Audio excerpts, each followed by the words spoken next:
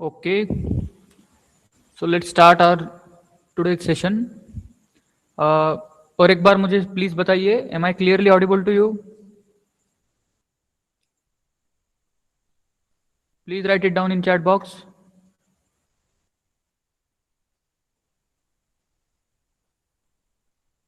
Okay. And जो screen आपको screen share की गई आपको दिख रही है क्या? प्रेजेंटेशन आप सभी को दिख रहा है? Okay, thank you everybody. So let's start. So today we are starting our third lecture. Okay, so let's start from the pillars of economy. Okay, though we have already discussed about this, but let us start from very first pillar, that is money, banking and finance, right? And we have been studying from last 2 to 3 lectures. The topic is money, right? हम money topic सीख रहे हैं, जो कि हमारे पहले pillar का सबसे पहला टॉपिक है, राइट? ओके, तो उसमें हमने क्या सीखा अभी तक? हमने सीखा origin of money, right? Then functions of money सीखा. हम इवोल्यूशन ऑफ मनी सीख रहे हैं, राइट? और इवोल्यूशन ऑफ मनी में हमने क्या क्या देखा? हमने देखा commodity money, right? Then metallic money, then जो पेपर मनी है, रिप्रेजेंटेटिव मनी क्या होती है, fiat money, legal tender, right? So all of these topics we have covered in the previous lecture. Okay, so in this lecture what we are going to study about is the bank money, okay, and digital payment, right? Okay, so also in the previous lecture we have completed this topic, that is what is mean by this, right? What is the exact meaning of this promise, right? And in that topic we have studied that how the promise is made by the respective governor of the respective bank and how it is kept, right? And what exactly that meaning of that promise is, right? So in previous era, in the colonial era, money जो issue की जाती थी उसके पीछे क्या था? Back and में कुछ सोना या फिर चांदी या फिर ऐसे कुछ चीजें रखी जाती थी जिससे मनी को वैल्यू प्राप्त हो सके. जैसे जो कॉलोनियल एरा में जो 1 पाउंड का नोट है ब्रिटिश गवर्नमेंट का, ठीक है, वो 1 पाउंड का अगर नोट इशू करना है ब्रिटिश गवर्नमेंट को, तो उनके पास पीछे बैक एंड में 73 ग्राम ऑफ गोल्ड उनके पास होना चाहिए, ठीक है? ऐसी उनकी कंडीशन थी. उसी तरह उसी टाइम पे, ठीक है, कॉलोनियल एरा का मतलब कौन सा टाइम? मतलब early phase of 20th century, right? 19010 और 1905 का जो एरा है वो, ठीक है. तो उस टाइम पे जो $1 का नोट इशू किया जाता था, तो उसके पीछे यूएस गवर्नमेंट क्या करती थी? 14 ग्राम ऑफ गोल्ड अपने पास रखती थी, ठीक है. इस प्रकार से उनको जितने भी नोट छापने छाप सकते हो, लेकिन उसी प्रकार से उसके हिसाब से उनके पास उतना गोल्ड होना चाहिए, ठीक है. और इसी हिसाब से जिस कंट्री ने उनके बैकएंड में नोट को इशू करने के लिए जितने अमाउंट ऑफ गोल्ड रखा हुआ है, उसी से तय होता था कि किस मनी की क्या वैल्यू है, ठीक है, किस करेंसी की क्या वैल्यू है. जैसे यहाँ पे 1 पाउंड की क्या वैल्यू होती थी? $5, बिकॉज 1 पाउंड के पीछे 73 ग्राम ऑफ गोल्ड रखा हुआ था, वाइल यूएस डॉलर $1 के पीछे सिर्फ 14 ग्राम ऑफ गोल्ड रखा हुआ था. तो ऑब्वियसली जो 1 पाउंड का जो नोट है वो ज्यादा वैल्यू रखता था, राइट? ओके, मतलब अब 1 पाउंड के जो नोट है उसके बदले में हमको $5 मिल सकते हैं, राइट? तो ऐसा वो मनी एक्सचेंज का सिस्टम रहता था. लेकिन आगे जाकर ये क्या हुआ? सिस्टम डिसमिस हो गया, क्योंकि उतने गोल्ड ही नहीं बचे और नोट को ज्यादा छापने की जरूरत थी, ठीक है. और मॉडर्न एरा में क्या हुआ? जैसे हमारे इंडिया में अभी क्या है, जो हमारे नोट पे जो प्रॉमिस लिखा होता है उससे उसका क्या मतलब होता है कि अगर 500 रुपए का नोट है तो उसके प्रॉमिस में लिखा होता है कि 500 रुपए अदा करने का मैं वचन देता हूं, मतलब 500 रुपीज के मुझे 100 रुपए के 5 नोट दिए जाएंगे या फिर 50 के 10 नोट वगैरह ऐसे करके दिए जाएंगे, लेकिन गोल्ड वगैरह कुछ नहीं दिया जाएगा मुझे, ठीक है. तो ये उसका प्रॉमिस होता है. उसके बाद हमने डिमोनेटाइजेशन देखा, उसमें किस तरह से वो प्रॉमिस को डिसऑनर किया गया एक्ट पास करके, ठीक है, वो भी हमने देखा। ओके, उसके बाद हमने बैंक मनी के बारे में पढ़ना स्टार्ट किया था, राइट। तो बैंक मनी में voice breaking, others, am I clearly audible to you? Let me know, please let me know.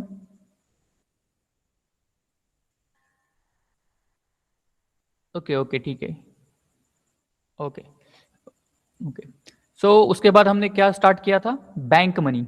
Okay, तो you have to remember this कि हम कहाँ से क्या सीख रहे हैं, ठीक है।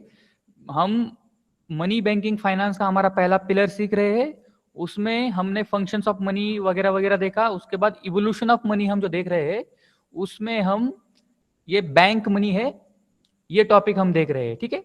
और बैंक मनी इस टॉपिक में हमको क्या क्या पढ़ना है, बैंक मनी इस टॉपिक में ये 4 टॉपिक है। एक तो paper order, then electronic order, third is digital payment and fourth is cashless economy, ठीक है। और उसमें भी हमने जो पेपर ऑर्डर है, ये 3 टॉपिक कवर किए हैं प्रीवियस लेक्चर में, राइट। चेक क्या होता है, डिमांड ड्राफ्ट क्या होता है और ओवरड्राफ्ट क्या होता है। तो इस लेक्चर में हम स्टार्ट करेंगे इलेक्ट्रॉनिक ऑर्डर से, ठीक है। तो यहां से आप सेल्फ एक्सप्लेनेटरी नेम है। पेपर ऑर्डर का क्या मतलब होता है, in terms of paper money, right. अभी इलेक्ट्रॉनिक ऑर्डर का से हम क्या मतलब निकाल सकते हैं कि इलेक्ट्रॉनिक माध्यम से कुछ मनी का ट्रांजैक्शन होता होगा, राइट। ठीक है, तो हम अभी देखते हैं कि क्या होता है। तो चेक, डीडी एंड ओडी, ये भी हमने देखा कि चेक के कितने पार्टीज होते हैं, राइट। ड्रॉवर, सेंडर एंड पेई।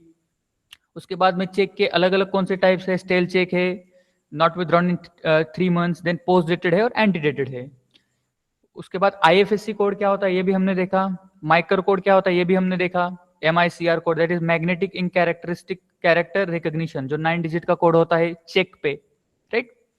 उसके बाद हमने ये टॉपिक नहीं पढ़ा है, ये हम आज पढ़ने वाले हैं, ठीक है, NPCI's CTS, ठीक है। उसके बाद डिमांड ड्राफ्ट और ओवरड्राफ्ट, ये भी हमने पढ़ लिया। Okay, so now let's start with the electronic order, RTGS and NEFT. Okay, उससे पहले कोर बैंकिंग सोल्यूशन क्या है हम देख लेते हैं, ठीक है। पिछले लेक्चर में भी हमने ये टॉपिक देखा था और उसके ऊपर एक क्वेश्चन भी हमने अटेम्प्ट किया था।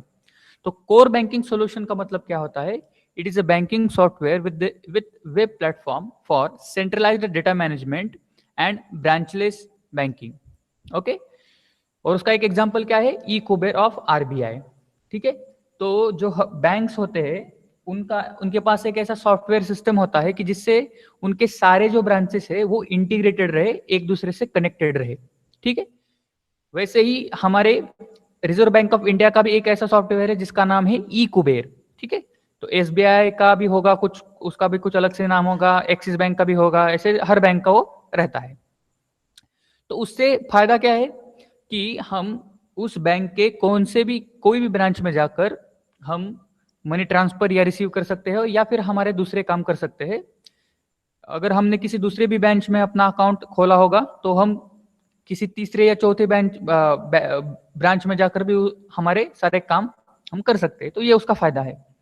Okay, now let us try to understand the electronic orders in that NEFT and RTGS। Okay, तो पेपर ऑर्डर में हमने क्या देखा कि मनी का ट्रांजैक्शन कैसे होता है कि चेक द्वारा, राइट, या फिर डिमांड ड्राफ्ट द्वारा, राइट। लेकिन चेक और डिमांड ड्राफ्ट में क्या होता है कि हमको पेपर का इस्तेमाल करना पड़ता है, राइट। लेकिन यहां पे हम देखिए कि लेट अस इमेजिन दैट मुझे 20 लाख की रकम मुझे मेरे SBI के अकाउंट से एक्सिस बैंक के अकाउंट में मेरे एक दोस्त को मुझे ट्रांसफर करनी है, ठीक है। तो मेरा अकाउंट किस बैंक में है, स्टेट बैंक ऑफ इंडिया में है, ठीक है। और मुझे जिस अकाउंट में ट्रांसफर करने हैं मेरे दोस्त के, उसका अकाउंट है एक्सिस बैंक में, ठीक है। तो इसके लिए हम अभी क्या यूज करते हैं, इसके लिए हम क्या यूज कर सकते हैं, तो आपके मन में आएगा कि हम मोबाइल से भी ट्रांसफर कर सकते हैं इससे, राइट। हमारा फोन पे, गूगल पे आप यूज करते होंगे, राइट। लेकिन उसका एक लिमिटेशन है कि आप एक दिन में 2 लाख की वैल्यू से ज्यादा ट्रांजैक्शन नहीं कर सकते फ्रॉम दी हमारे जो प्रीपेड पेड मोबाइल इंस्ट्रूमेंट जो है, फोन पे वगैरह वगैरह वगैरह, ठीक है। तो इसके लिए आपके पास 2 ऑप्शंस अवेलेबल है, या तो नेफ्ट करिए या फिर RTGS, ठीक है।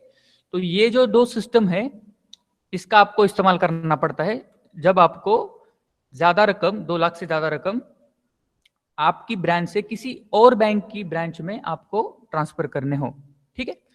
तो उसको अंडरस्टैंड करने के लिए ये चार्ट हम देखते हैं, ठीक है। तो इस चार्ट पे आप फोकस कीजिए।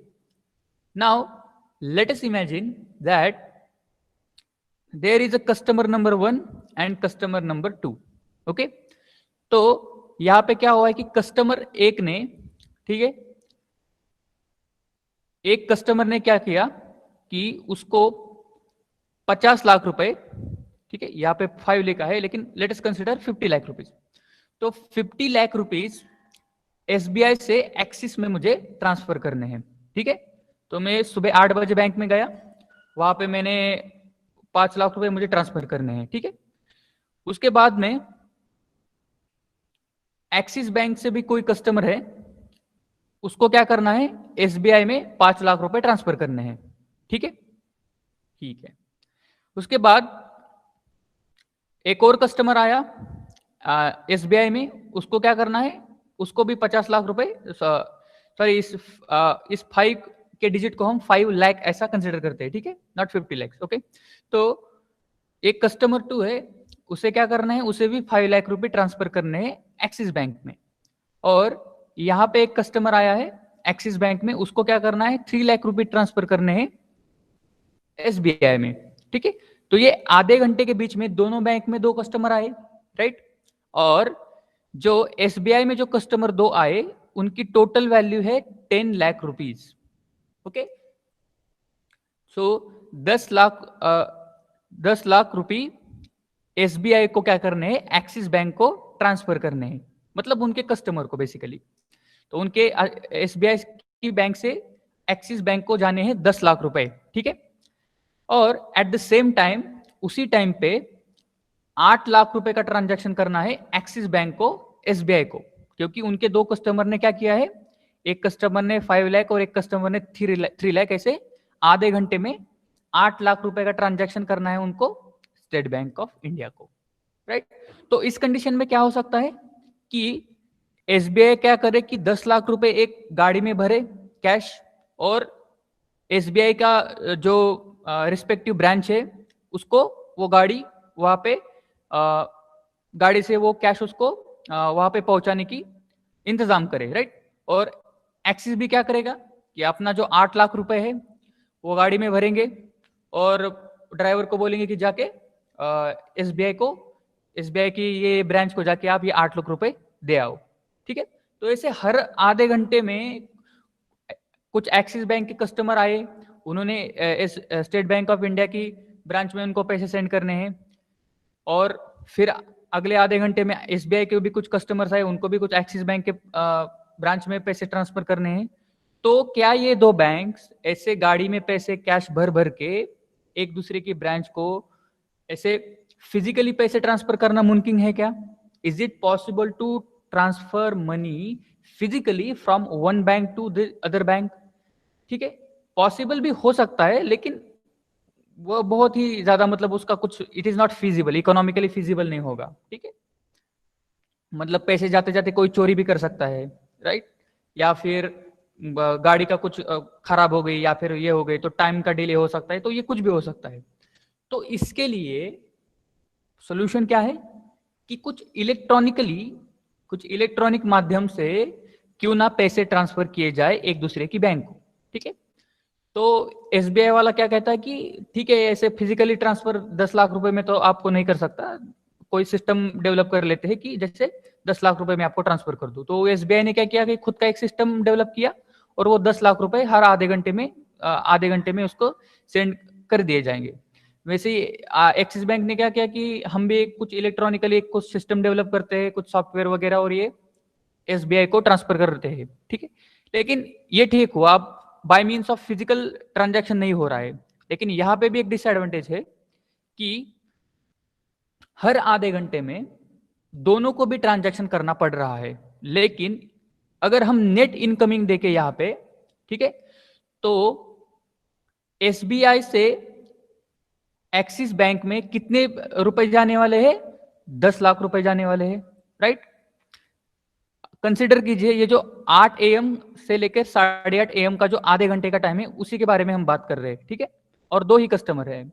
तो उसी टाइम पे एक्सिस बैंक से SBI में कितने पैसे आने वाले हैं? 8 लाख रुपए आने वाले हैं, ठीक है, मतलब नेट इनकमिंग।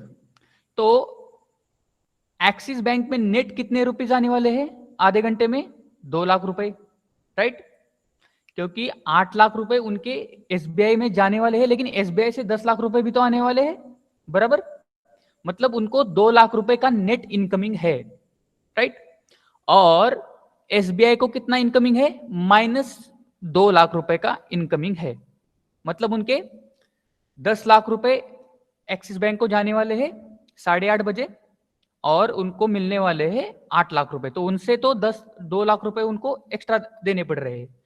तो इसी बात को ध्यान में रखते हुए RBI ने क्या किया कि आप दोनों जो ट्रांजैक्शन करने वाले हो, ठीक है, ये अब रिजर्व बैंक ऑफ इंडिया जो सारे बैंकों को मैनेज करता है, ठीक है, RBI का एक रोल आपको जल्दी से मैं समझा देता हूं, ठीक है, तो जो रिजर्व बैंक ऑफ इंडिया है हमारी, वो क्या है? It is central bank of India. Central bank का क्या मतलब होता है कि हर देश में सारे बैंकों को मैनेज करने वाली एक बैंक रहती है, सेंट्रल बैंक, ठीक है, जैसे इंडिया में है reserve Bank of India, US में है यूएस फेडरल रिजर्व, ठीक है, चाइना में भी उनकी बैंक ऑफ चाइना बोल के कोई भी बैंक होगी उनकी सेंट्रल बैंक, ठीक है, तो वैसे इंडिया में वो बैंक है reserve Bank of India. Reserve Bank of India में जाके हम जैसे आम लोग खाता नहीं खोल सकते, ठीक है, रिजर्व बैंक ऑफ इंडिया में सिर्फ ये state bank of India, axis bank, उनके खाते होते हैं, ठीक है, that means RBI is the bankers bank, ठीक है। तो RBI ने क्या कहा कि आप दोनों के अकाउंट्स मेरे पास है, मेरे बैंक में है, ठीक है, आप दोनों के भी खाते मेरे अकाउंट में है, तो आप क्या करिए कि हर आधे घंटे में आपका जो नेट अमाउंट है, नेट इनकमिंग है, सिर्फ वही आप ट्रांसफर करेंगे ऑन माय प्लेटफॉर्म, ठीक है, मेरे प्लेटफॉर्म को यूज करके, ठीक है। तो RBI ने क्या किया कि NEFT, national electronic fund transfer नाम का एक सिस्टम डेवलप किया और वो यूज करने के लिए सारे बैंकों को कहा, ठीक है। तो ये बात आपको समझ में आ गई कि यहां पे अब कैसे ट्रांजैक्शन होने वाला है कि स्टेट बैंक ऑफ इंडिया ऐसे 10 लाख रुपए नहीं सेंड करेगी, ठीक है, और एक्सिस बैंक स्टेट बैंक को 8 लाख रुपए नहीं सेंड करेगी, लेकिन सिर्फ state bank of India 2 lakh रुपए सेंड करेंगी एक्सिस बैंक को, ठीक है, क्यों? क्योंकि एक्सिस बैंक से 8 लाख रुपए जाने थे और स्टेट बैंक ऑफ इंडिया से 10 लाख रुपए आने वाले थे, तो क्यों ना सिर्फ 2 लाख रुपए ही सेंड किए जाए, जो नेट जो ट्रांजैक्शन हो रहा है, ठीक है, वही सेंड किया जाए। तो ये सब ट्रांजैक्शन RBI ने 2 प्लेटफॉर्म डेवलप किए, नेफ्ट और RTGS, उनके माध्यम से ये 2 ट्रांजैक्शन पॉसिबल हुए, ठीक है। तो हम नेफ्ट और RTGS को डिटेल में देखेंगे, लेकिन उसकी डेफिनेशन क्या है वो देखते हैं। ये कॉन्सेप्ट सबको समझ में आ गया? Any doubt here? आपको सभी को समझ में आ गया ये कॉन्सेप्ट की नेट ट्रांजैक्शन अब भी हो रहा है, ठीक है, 10 लाख रुपए SBI नहीं सेंड करेगी एक्सिस को और एक्सिस 8 लाख रुपए नहीं सेंड करेगी, ठीक है, उसके बदले जो नेट ट्रांजैक्शन है दोनों का वही सिर्फ सेंड करेगी, ठीक है, और वो कैसे होगा? नेफ्ट के जरिए, वो हम देखते हैं अभी। तो real time gross settlements means RTGS and NEFT मतलब national electronic fund transfer are electronic payment system that allows individual to transfer funds from between banks. Both these systems are maintained by Reserve Bank of India. Okay, ये बात आई समझ में कि reserve Bank of India का इस सारे मतलब transaction में क्या रोल है? तो reserve Bank of India he manage करती है नेफ्ट और RTGS को। ओके, तो अब हम समझते हैं कि ये नेफ्ट एक्चुअली में है क्या, ठीक है, NEFT होता क्या है। तो बेसिकली जब आप बैंक में जाते हो और आपको ज्यादा बड़ी रकम किसी को ट्रांसफर करनी है, मान लीजिए 5 लाख रुपए, ठीक है, तो मैं जाता हूं बैंक में, SBI के, और मैं कहता हूं कि मुझे एक्सिस बैंक में 5 लाख रुपए मुझे ट्रांसफर करने हैं, तो मुझे वो क्या करते हैं कि नेफ्ट का फॉर्म मुझे भरना पड़ता है, ठीक है, बाय मीन्स ऑफ NEFT में ट्रांसफर कर सकता हूं।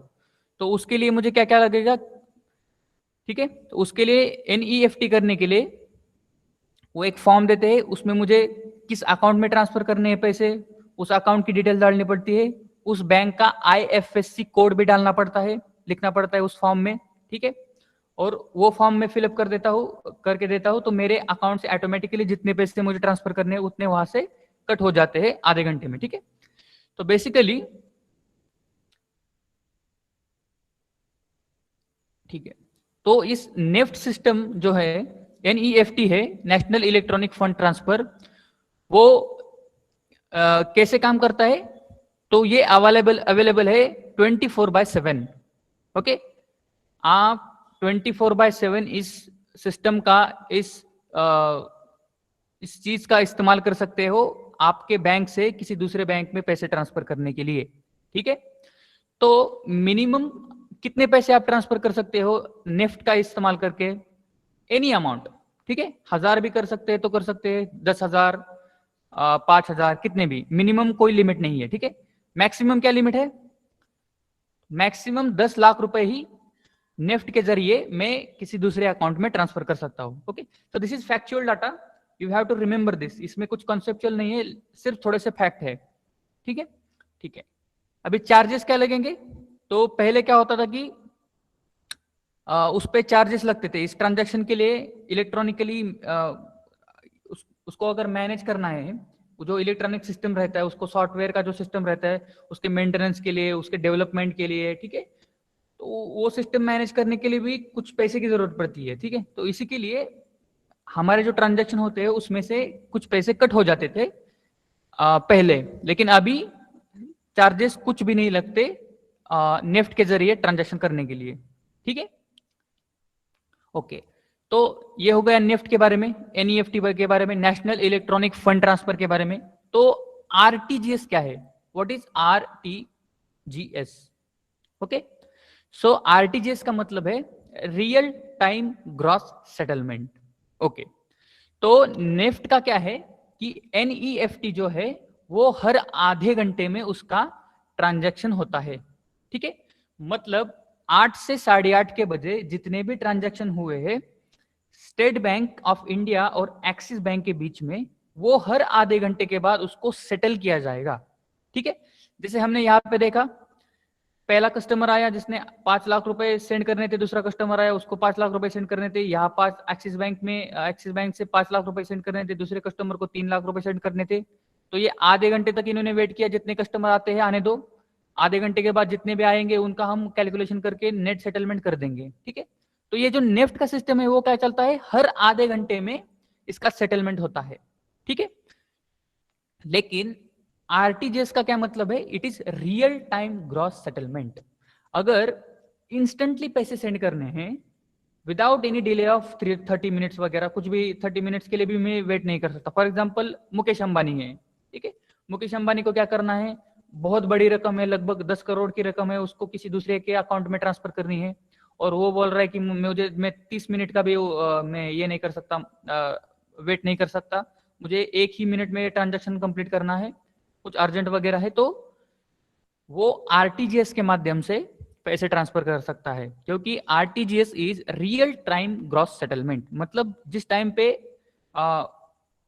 मैंने वहां पे फॉर्म वगैरह भर के दिया, ठीक है, उसी टाइम पे मेरे पैसे डायरेक्टली सेंड हो जाते हैं, हर आधे घंटे का कोई गैप नहीं है, ठीक है, ओके। सो ये तो समझ में आ गया RTGS का क्या मतलब है, रियल टाइम ग्रॉस सेटलमेंट, ठीक है। ये नेफ्ट की तरह ही है, ठीक है, इसमें भी IFSC कोड आपको लगता है, IFSC कोड की जरूरत पड़ती है, ठीक है। तो RTGS is for high value and large scale corporate customer transaction, okay. So ये large scales and high value के लिए RTGS का इस्तेमाल आप कर सकते हैं, अगर आपको बहुत ज्यादा पैसे सेंड करने हैं तो।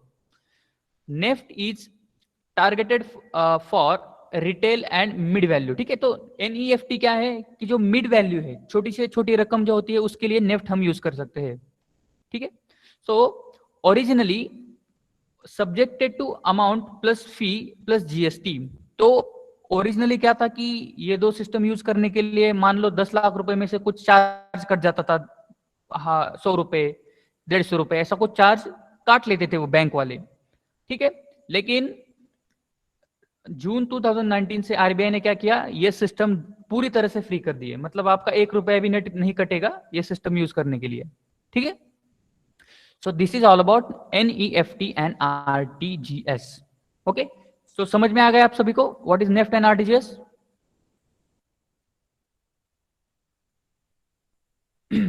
I hope you understand this. Okay, उसके बाद में एक और सिस्टम है जिससे आप मनी ट्रांसफर कर सकते हैं, वो क्या है? IMPS, immediate payment service. Okay, तो ये क्या है ये अब हम समझते हैं। तो नेफ्ट और आरटीजीएस का क्या है कि उसमें दो बैंक के बीच में डायरेक्टली पैसे सेंड नहीं होते, ठीक है। एसबीआई को एक्सिस बैंक को पैसे ट्रांसफर करने हैं तो पहले उनका जो रिजर्व बैंक ऑफ इंडिया का जो प्लेटफॉर्म है उसके जरिए ये दोनों आपस में ट्रांजैक्शन करते हैं, ठीक है। लेकिन आईएमपीएस जो सिस्टम है वो डेवलप किया है national payment corporation of India ने, ठीक है। ये जो आईएमपीएस है उसको आरबीआई मेंटेन नहीं करती, ओके, ये आपको समझना है, ओके।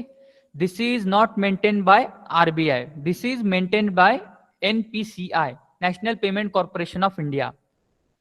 तो national payment corporation of India क्या है वो हम आगे कुछ स्लाइड के बाद देखेंगे, लेकिन अभी हम समझते हैं कि आईएमपीएस क्या है, ठीक है। सो यहां पे इस चार्ट में देखिए अवेलेबिलिटी, ओके। तो जो नेफ्ट था, एनईएफटी था, नेशनल इलेक्ट्रॉनिक फंड ट्रांसफर जो था, उसकी अवेलेबिलिटी क्या थी? 24/7, ठीक है। हफ्तों के 7 दिन, दिन के 24 घंटे ये सिस्टम आप यूज कर सकते हैं, ओके। लेकिन आरटीजीएस का क्या है? आरटीजीएस है सिर्फ वीक डेज में आप इसको यूज कर सकते हैं। मतलब अगर बैंक सैटरडे संडे को ऑफ रहता है, बंद रहता है संडे को, तो आप संडे को ये सिस्टम यूज नहीं कर सकते आरटीजीएस। और आईएमपीएस में क्या है? आईएमपीएस का लॉन्ग फॉर्म आप याद रखिए, इमीडिएट पेमेंट सर्विस, ओके। सो आईएमपीएस में क्या अवेलेबिलिटी है? 24/7, आप कभी भी पैसे सेंड कर सकते हो, ओके। सो मिनिमम अमाउंट का क्या इशू है देखते हैं। कम से कम कितनी अमाउंट हम इससे सेंड कर सकते हैं? So with by using NEFT system any amount can be send. By using RTGS system minimum 2 lakh rupees can be send, okay. So 2 lakh रुपए से ज्यादा रकम आपको जब सेंड करनी होगी तभी आप आरटीजीएस इस सिस्टम का इस्तेमाल कर सकते हैं, ओके। और आईएमपीएस के लिए क्या है? इमीडिएट पेमेंट सर्विस सिस्टम के लिए ₹1 इस आप मिनिमम 1 रुपए से ट्रांजैक्शन कर सकते हैं, ठीक है। अभी मैं आपको एक चीज बताऊंगा कि आईएमपीएस क्या है। आपको समझ में नहीं आ रहा होगा शायद ये आईएमपीएस कहां से आ गया, लेकिन आईएमपीएस जो है, जो अभी हम सभी लोग इस्तेमाल कर रहे हैं, ठीक है, वो किस तरह से कर रहे हैं मैं आपको अभी बताता हूं। ये चार्ट हम कम खत्म करते हैं, ठीक है। पहले तो मैक्सिमम अमाउंट, अभी मिनिमम अमाउंट हमने देख ली, तो मैक्सिमम अमाउंट का देख लेते हैं। तो एनईएफटी में maximum amount of 10 lakh rupees can be send, right. RTGS में मैक्सिमम अमाउंट कितना है? 2000 करोड़, ओके। आईएमपीएस का इस्तेमाल करके हम कितने पैसे सेंड कर सकते हैं? लगभग 2 लाख रुपए तक, ठीक है। चार्जेस, तो ये सिस्टम यूज करने के लिए कुछ चार्जेस पड़ते हैं क्या? जैसे हमने देखा कि आईएमपीएस, एनईएफटी और आरटीजीएस अभी रिजर्व बैंक ऑफ इंडिया ने पूरी तरह से फ्री कर दिया है, तो इस पे कोई चार्ज नहीं है, ठीक है। लेकिन जो आईएमपीएस सिस्टम है उसको यूज करने के लिए कुछ थोड़ा सा चार्ज हमको पड़ता है, ठीक है। हु कैन ऑफर, तो ये एनईएफटी और आरटीजीएस सिस्टम ये कौन ऑफर करते हैं? सिर्फ बैंक ऑफर कर सकते हैं, राइट, ओके। और आईएमपीएस जो सिस्टम है वो banks as well as PPIs, मतलब prepaid payment instruments. Prepaid payment instrument का क्या मतलब होता है कि जो हमारे फोन पे है, गूगल पे है, ठीक है, एसबीआई का जो एसबीआई पे वगैरह कुछ, उनका एसबीआई का भी कुछ ऑनलाइन ट्रांजेक्शन करने के लिए कोई ऐप है, ठीक है। सो बैंक्स भी इस चीज को ऑफर कर सकते हैं, और प्रीपेड पेमेंट इंस्ट्रूमेंट मतलब फोन पे, गूगल पे भी इस सिस्टम का इस्तेमाल करते हैं।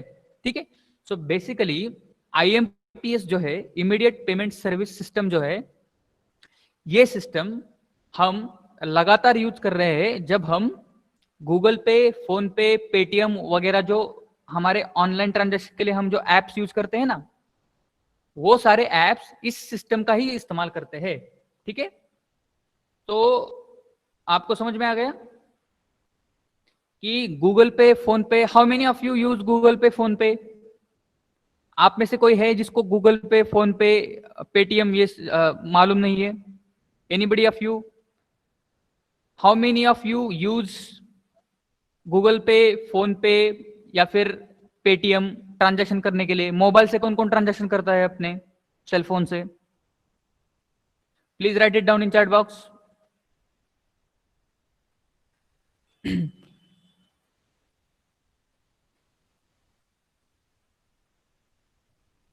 ओके, तो दो लोग हैं जिनको ये मालूम है।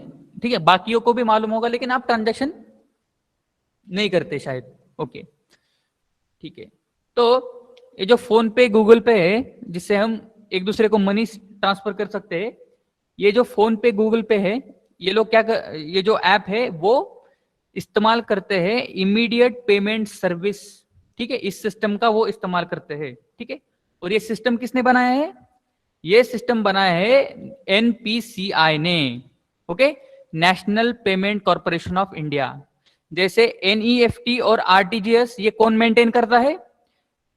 These two systems are maintained by Reserve Bank of India. ठीक है, ये जो शक्तिकांता दास जी का फोटो यहाँ पे है दिया है, इससे आप समझ जाओगे कि ये आरबीआई इसको मैनेज करता है। लेकिन आईएमपीएस को कौन मैनेज करता है? National payment corporation of India. तो ये एनपीसीआई के बारे में हम डिटेल में अभी जानेंगे आगे। ठीक है, उससे पहले let us try to understand how IMPS works. So immediate payment service system, how does it work? So basically पहले क्या होता था कि अगर मुझे पैसे सेंड करने हैं, ठीक है, लेट अस कि मैं यहाँ पे कस्टमर हूं, ठीक है, और मुझे मेरे एक फ्रेंड को यहाँ पे पैसे ट्रांसफर करने हैं एक्सिस बैंक में। ठीक है, स्टेट बैंक ऑफ इंडिया में मेरा अकाउंट है, तो मुझे स्टेट बैंक ऑफ इंडिया से एक्सिस बैंक में पैसे ट्रांसफर करने हैं। तो पहले क्या होता था कि state bank of India use करता था नेफ्ट आरटीजीएस सिस्टम, जो आरबीआई के द्वारा मैनेज किया जाता था।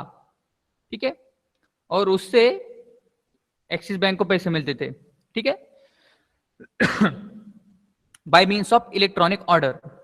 लेकिन जो आईएमपीएस है, ठीक है, तो यहां पे जो एनपीसीआई लिखा है, national payment corporation of India, इसका जो आईएमपीएस का स्विच है, ठीक है, ये सिस्टम है जो मैं यहाँ पे सर्कल किया है, ये है आईएमपीएस।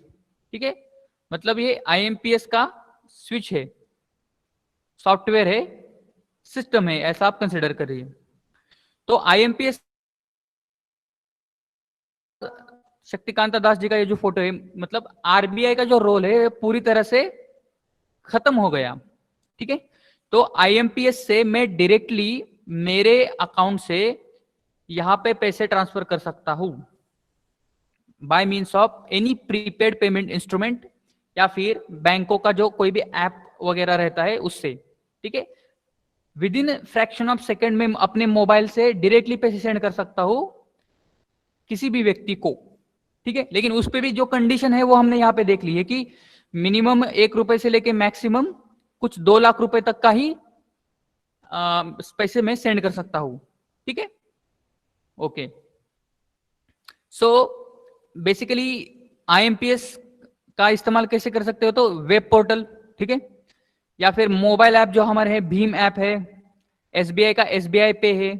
ठीक है, उसी के साथ अगर आपके पास स्मार्टफोन नहीं है, ठीक है, आपके पास वो जो पहले नोकिया छोटा सा मोबाइल मिलता था नोकिया का, ठीक है, जिसमें कोई कैमरा वगैरह नहीं है, अगर वो मोबाइल आपके पास है, डिजिटल फोन नहीं है, तो आप यूएसएसडी कोड डाल के इस सिस्टम का इस्तेमाल कर सकते हैं। ठीक है, तो यूएसएसडी क्या होता है कि *99#, फिर आपको मोबाइल नंबर डाल के हैश, ये जो सिस्टम होता है, ठीक है, जैसे हम हमारे जो छोटे मोबाइल रहते थे पहले नोकिया के, उनका बैलेंस जानने के लिए ऐसे यूएसएसडी कोड का हम इस्तेमाल करते थे, ठीक है, *99# फिर मोबाइल नंबर डायल करके जितनी अमाउंट मुझको सेंड करनी है उतनी टाइप करके सेंड किया जा सकता है, ठीक है।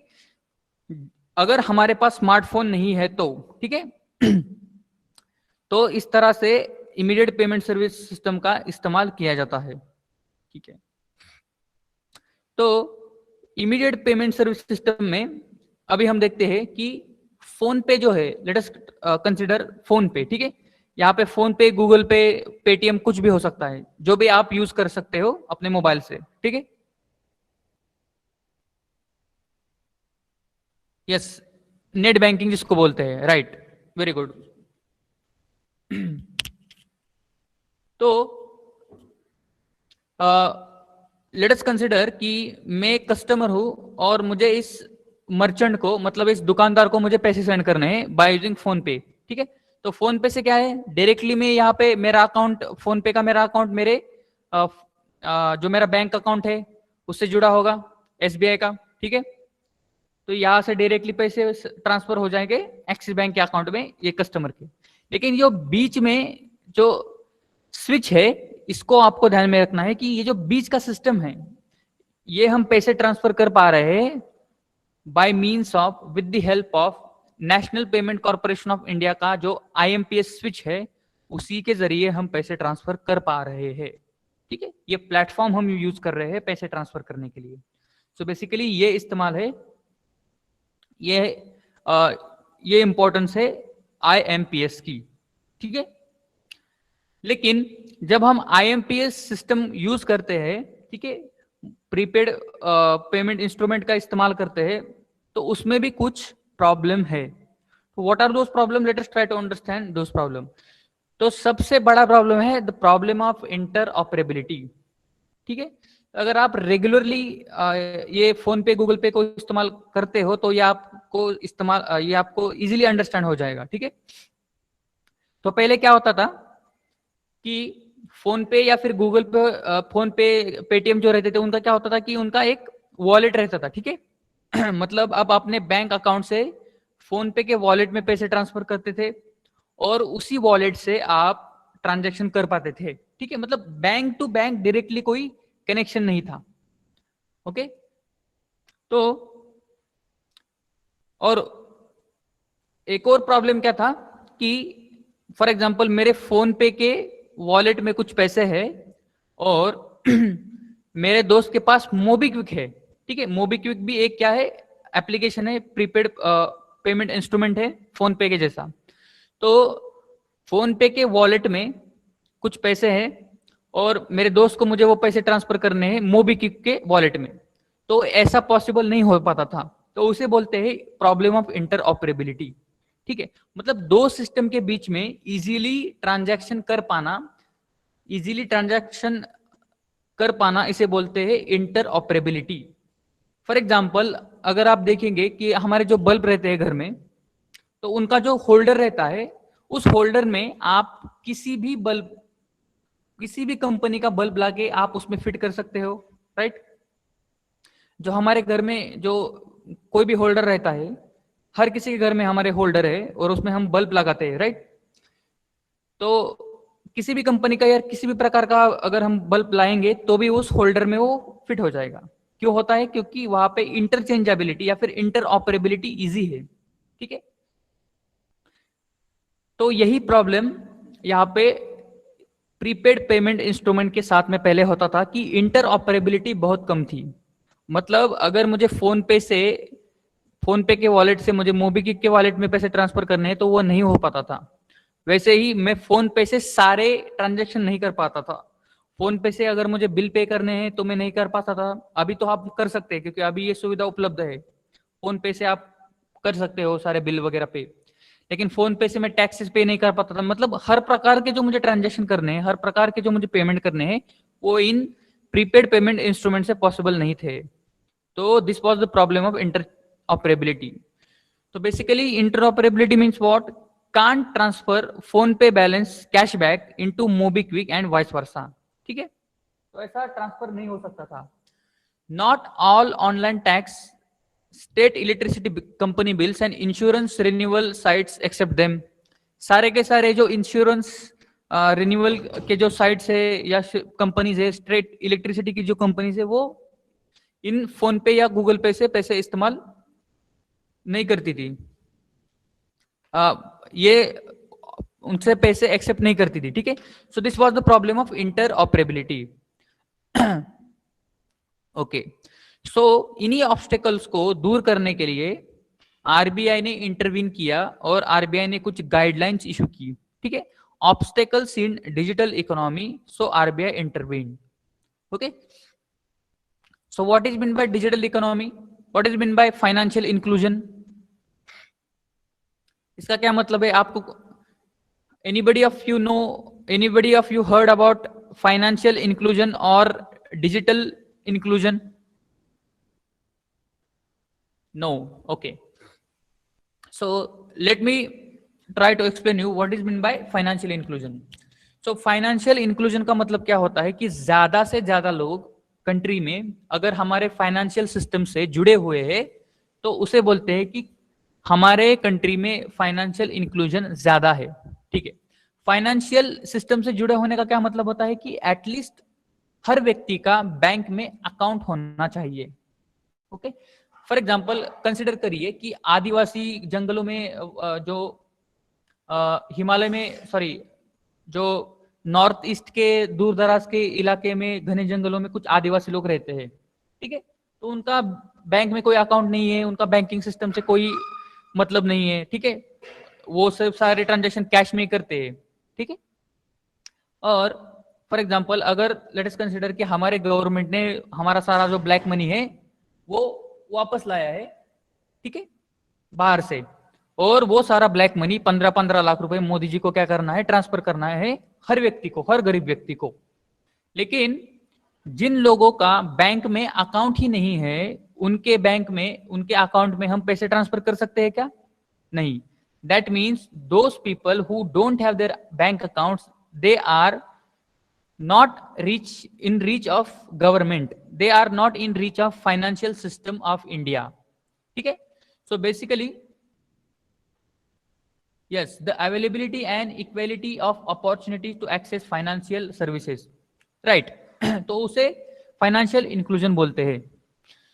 तो फाइनेंशियल इंक्लूजन का मतलब क्या है कि जो फाइनेंशियल जो सिस्टम है, ज्यादा से ज्यादा बैंक अकाउंट्स हो गए, बेसिकली बैंक अकाउंट्स ही मेजर फाइनेंशियल इंक्लूजन के लिए हमारे जरूरी होते हैं। तो इस सिस्टम से जुड़े रहने के लिए बैंक अकाउंट होना जरूरी होता है। लेकिन ये इंटर ऑपरेबिलिटी की वजह से फाइनेंशियल इंक्लूजन में ऑब्स्टेकल्स आ रहे थे, ठीक है। डिजिटल इकोनॉमी में ऑब्स्टेकल आ रहे थे, ठीक है। तो अभी फाइनेंशियल इंक्लूजन हमने देख लिया, समझ लिया ब्रीफ में। डिजिटल इकोनॉमी का मतलब क्या होता है? Digital economy means the economy where all the transaction are done through by means of digital means, okay. मतलब वहां पे कागज, पेपर मनी का बहुत ही कम इस्तेमाल होता है उस इकोनॉमी में, उसे बोलते हैं digital economy. For example Sweden country को आप कंसिडर करिए, तो स्वीडन इस कंट्री में मैक्सिमम जो उनके अबाउट 90% जो उनके ट्रांजैक्शन है वो होते हैं डिजिटल मीडियम में, ठीक है। वो वहां पे कैश या फिर पेपर मनी का ज्यादा इस्तेमाल नहीं करते। लेकिन इंडिया में उल्टा है, 90% से ज्यादा लोग इस्तेमाल करते हैं कैश। तो कैश को इस्तेमाल करने में क्या दिक्कत है? तो कैश जब हम इस्तेमाल करते हैं तो पहले तो जो नोट प्रिंट करने का पैसा है वो वेस्ट हो जाता है, ठीक है। मतलब वो अगर बच जाता है अगर हम डिजिटल इकोनॉमी यूज करें। उसी प्रकार जब हम कैश में लेन देन करते हैं तो उसका कोई रिकॉर्ड नहीं रहता, ठीक है। फॉर एग्जाम्पल मुझे अगर कोई पुलिस वाला 10,000 रुपए की घूस मांग रहा है, ठीक है, ब्राइब मांग रहा है, तो मैं अगर उसे 10,000 रुपए कैश में दे दूंगा तो उसे वो आसानी से मिल जाएंगे। लेकिन अगर 10,000 रुपए मैं उसके अकाउंट में ट्रांसफर कर दूं और मैं बोल दूं, लेट अस कंसीडर कि ये डिजिटल इकोनॉमी है और यहाँ पे कैश में ट्रांजैक्शन नहीं होता, तो अगर मैं उसे 10,000 रुपए उसके अकाउंट में ट्रांसफर कर देता फोन पे, गूगल पे से, तो उसका क्या रहता है, रिकॉर्ड रहता, ठीक है। मेरे पास भी रिकॉर्ड रहता, और उसके पास भी रिकॉर्ड रहता, और उसको सर्वेलेंस, गवर्नमेंट को सर्वेलेंस करने में उसको हेल्प हो जाती। और गवर्नमेंट क्या करती, जब उसके खाते वगैरह चेक करती तो उसको, गवर्नमेंट को समझ में आता कि ये 10,000 रुपए आपने इसको कहीं से मिले हैं, तो पूछताछ करके वो बात सामने आ सकती थी कि उसने 10,000 रुपए की घूस ली है या फिर ब्राइब लिया है। तो इस तरह से डिजिटल इकोनॉमी हेल्प करती है करप्शन को कम करने में। ठीक है, तो ये जो इंटर ऑपरेबिलिटी की प्रॉब्लम थी यहाँ पे, इससे क्या होता था कि डिजिटल इकोनॉमी में थोड़े से ऑब्स्टेकल्स आ रहे थे, इसीलिए आरबीआई ने इंटरवीन किया। ठीक है, I hope you understand the meaning of digital economy. ये जो डिजिटल इकोनॉमी या फिर फाइनेंशियल इंक्लूजन, ये सब चीजें है, we will see in detail in our next lectures. Okay, so ये प्रॉब्लम ऑफ इंटरऑपरेबिलिटी होती है। तो बेसिकली इंटरऑपरेबिलिटी मतलब क्या होता है कि ability of customers to transact across commercially and technically independent platforms.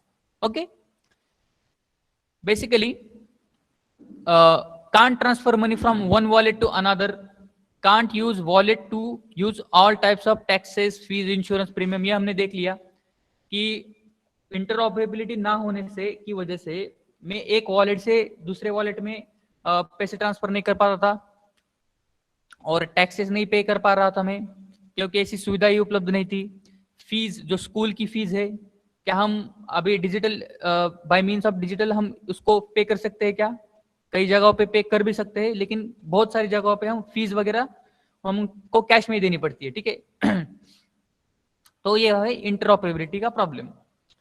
तो आरबीआई ने क्या किया, कुछ गाइडलाइन इशू की फॉर इंटरऑपरेबिलिटी। उन्होंने क्या किया कि अब से क्या होगा, केवाईसी चेक होगा। केवाईसी का मतलब क्या होता है, नो योर कस्टमर। ठीक है, मतलब आरबीआई ने उस ऑब्स्टेकल को दूर करने के लिए जो प्रीपेड पेमेंट इंस्ट्रूमेंट थे उनको क्या कहा कि आप केवाईसी चेक करके, जैसे बैंक में हम जब खाता खोलते हैं तो हमको हमारा सारा केवाईसी देना पड़ता है। सॉरी, केवाईसी का क्या मतलब होता है कि नो योर कस्टमर, आपका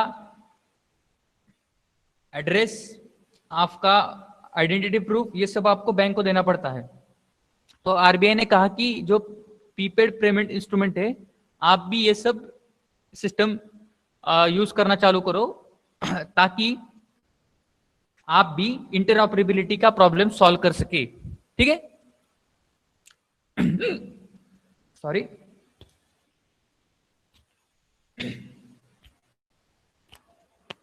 तो अभी हम देखते हैं कि एनपीसीआई क्या है। ठीक है,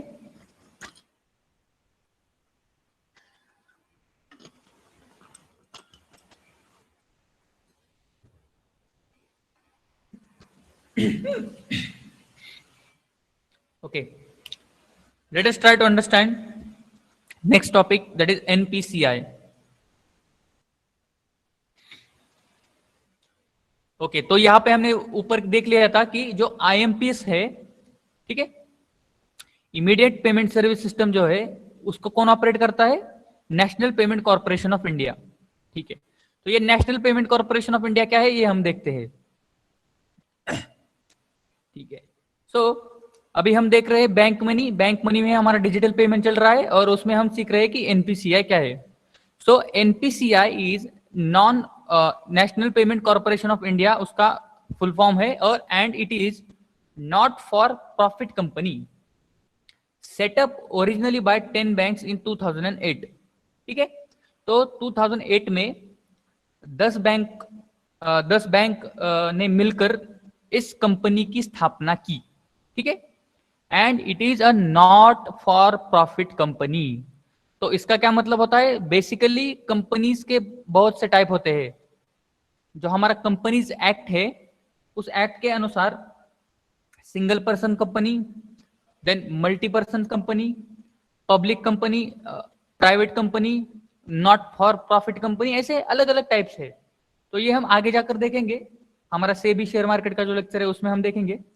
लेकिन आपको समझने की जरूरत है कि national payment corporation of India is a non profit company, not for profit company. मतलब इस कंपनी का जो उद्देश्य है वो प्रॉफिट कमाना नहीं है। ठीक है, बेसिकली एनजीओ टाइप, ठीक है। तो ये जो 10 बैंक यहाँ पे दिए गए हैं, state bank of India, national bank, Punjab national bank, Canara bank, bank of Baroda, ये जो 10 बैंक है, इन 10 बैंक ने मिलकर national payment corporation of India इस कंपनी की स्थापना की। ये जो 10 बैंक है, इनके आपको नाम याद रखने की जरूरत है क्या? बिल्कुल नहीं।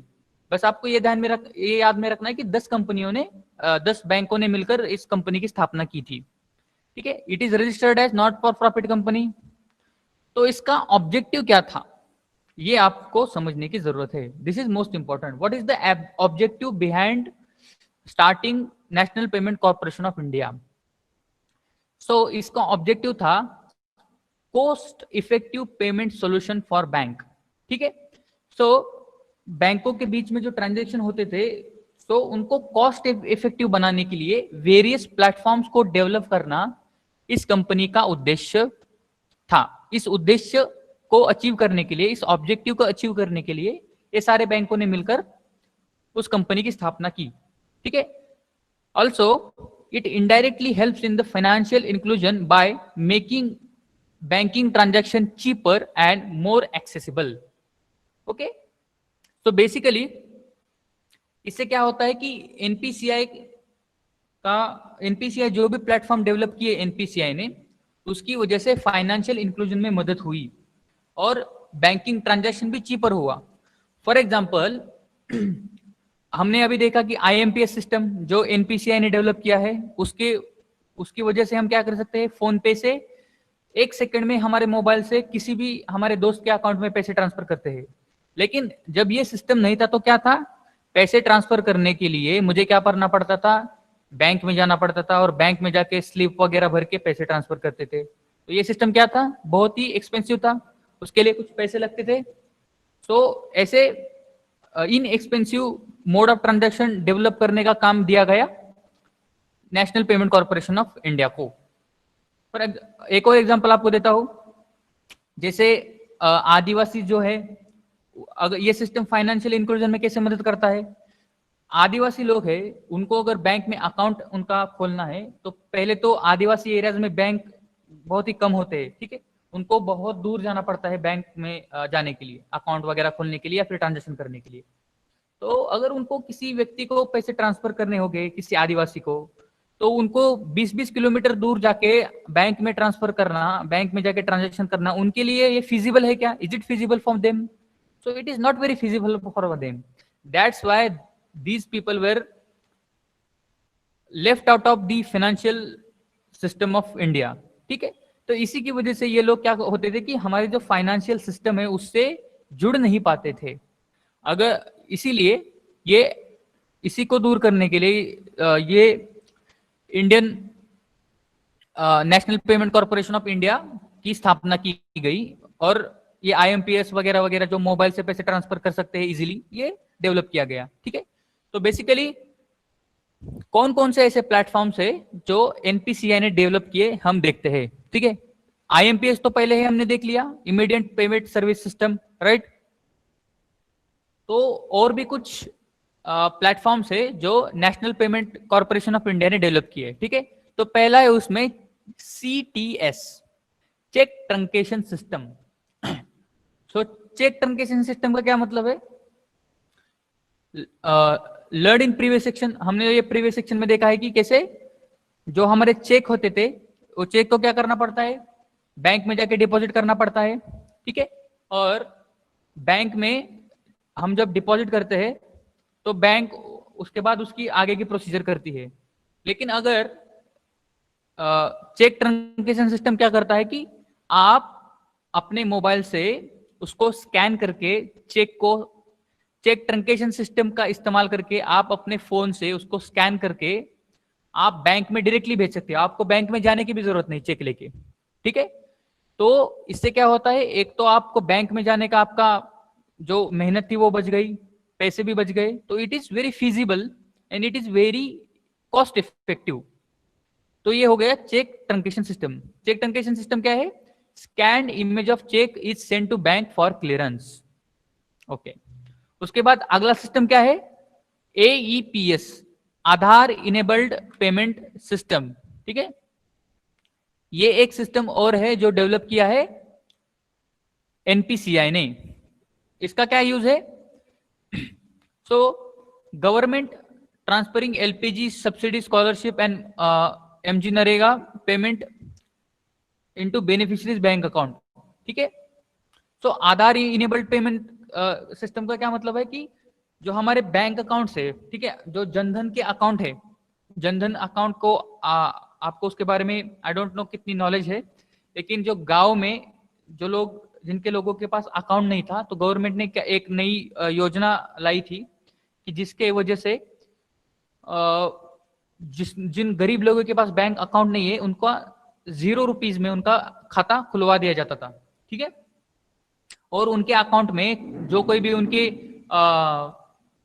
सब्सिडीज है, जैसे गैस की सब्सिडीज, राइट, या फिर उनका जो घर बनाया है इंदिरा आवास योजना के तहत तो उसकी सब्सिडी, अगर कोई जो भी गवर्नमेंट की सब्सिडीज रहती है वेरियस चीजों के लिए, तो उनके डायरेक्टली बैंक अकाउंट में वो ट्रांसफर की जाती थी। लेकिन वो सारे अकाउंट क्या थे कि आधार जो कार्ड है हमारा उससे कनेक्टेड थे। इसी के अलावा जो आधार इनेबल्ड पेमेंट सिस्टम आपको क्या अलाउ करता है कि आप सिर्फ आधार कार्ड से भी पेमेंट कर सकते हो। ठीक है,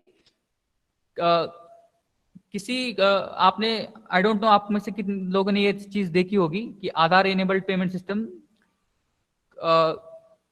कहीं पे अगर हम दुकान में आप जाते हो तो अगर वहां पे आधार इनेबल्ड पेमेंट सिस्टम का मशीन है तो वहां पे आपको कैश देने की जरूरत नहीं पड़ती। आपके पास अगर सिर्फ आधार कार्ड होगा और अगर आपका आधार कार्ड आपके बैंक से लिंक है तो आप इजीली मनी ट्रांसफर कर सकते हो। सिर्फ वो क्या करते हैं, आपका आधार कार्ड लेंगे, आपका नंबर नोट डाउन करेंगे और आपके फिंगरप्रिंट्स और आपका जो रेटिना का जो स्कैन है, आई का जो स्कैन है, उसको लेंगे और उसी से आपका ट्रांजैक्शन हो जाएगा। लेकिन सबसे इंपॉर्टेंट क्या चीज है कि आपका आधार कार्ड आपके बैंक अकाउंट से कनेक्टेड होना चाहिए। तो ये सिस्टम डेवलप किया जो गरीब आदिवासी लोग हैं जिनको मोबाइल से पैसे ट्रांसफर करना नहीं आते हैं, तो उनको कैश से ट्रांसफर, कैश सिस्टम का यूज को डिस्करेज करने के लिए ये आधार इनेबल्ड पेमेंट सिस्टम का डेवलप किया गया। ठीक है, नेक्स्ट दो सिस्टम है नेशनल फाइनेंशियल स्विच। ठीक है, ये भी एनपीसीआई ने डेवलप किया है और इसका क्या यूज है, ये क्या करता है, जो हमारे एटीएम है, ठीक है, एटीएम सबको पता है, इनको आपस में कनेक्ट करने का काम ये करता है national financial switch. Okay okay, और बाकी के भी कुछ और दो प्लेटफॉर्म्स है यहाँ पे जो डेवलप किए हैं एनपीसीआई ने, वो भी देख लेते हैं। Bharat bill payment system and national automated clearing house. ये क्या है, payment service offered by NPCI. ये ऊपर के क्या थे, ये थे रिटेल पेमेंट। आप किसी को रिटेल में पेमेंट, मतलब किसी मर्चेंट को या फिर किसी दुकानदार को आप इससे पेमेंट कर सकते थे। और ये क्या है, पेमेंट सर्विसेज, मतलब भारत बिल पेमेंट सिस्टम से मैं क्या कर सकता था, क्या कर सकता हूं, तो इस सिस्टम का इस्तेमाल करके जो हमारे यूटिलिटी बिल्स है, ठीक है, फोन के रिचार्जेस है, गैस के बिल है, इलेक्ट्रिसिटी के बिल है, ठीक है, ये सब हम ये सब हम पे कर सकते हैं by using Bharat bill payment system. Okay, so आप में से आपके घर वाले, आपके mother father, I don't know आप में से आप लोगों में से आपके कितने पेरेंट्स डिजिटली सारे आपके बिल्स वगैरह पे करते हैं। लेकिन अगर आप फोन पे, गूगल पे से अगर आप इलेक्ट्रिसिटी कभी आपने पे की होगी तो आपको ये बात इजीली समझ में आएगी कि ये जो प्लेटफॉर्म्स है फोन पे वगैरह, ये भारत बिल पेमेंट सिस्टम इसका इस्तेमाल करते हैं इलेक्ट्रिसिटी बिल्स वगैरह पे करने के लिए। ठीक है, मतलब इस सिस्टम का इस्तेमाल करके हम अपने गैस के बिल, इलेक्ट्रिसिटी के बिल और अदर जो यूटिलिटी बिल्स है वो हम इजीली पे कर सकते हैं। ठीक है, ओके,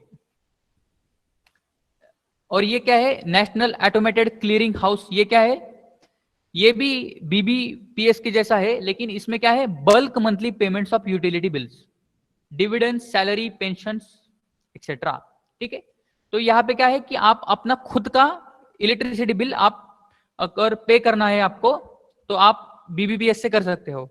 लेकिन फॉर एग्जांपल एक एरिया में 10 बैंक है और 10 बैंकों का इलेक्ट्रिसिटी बिल आया है 10,000 15,000 किसी अलग अलग। सो ये 10 बैंकों का उनके हेडक्वार्टर को क्या करना है कि उनका इलेक्ट्रिसिटी बिल पे करना है।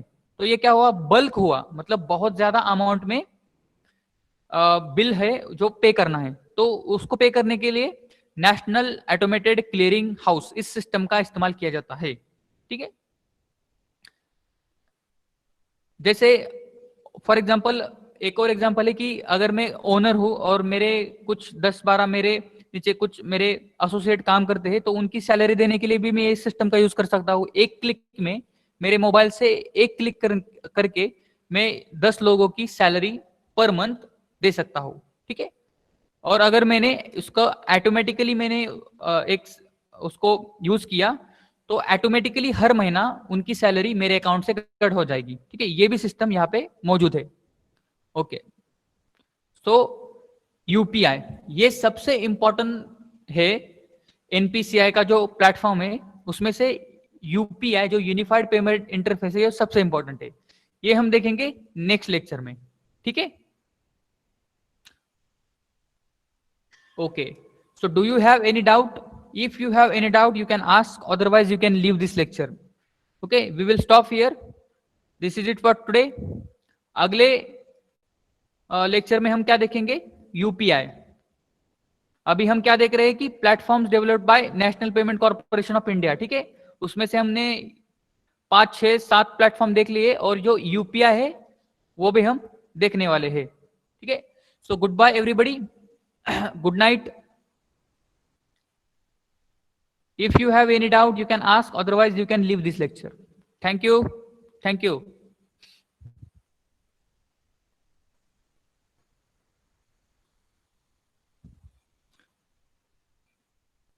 Please leave this lecture. Everybody. Avinash Patil, please leave this lecture.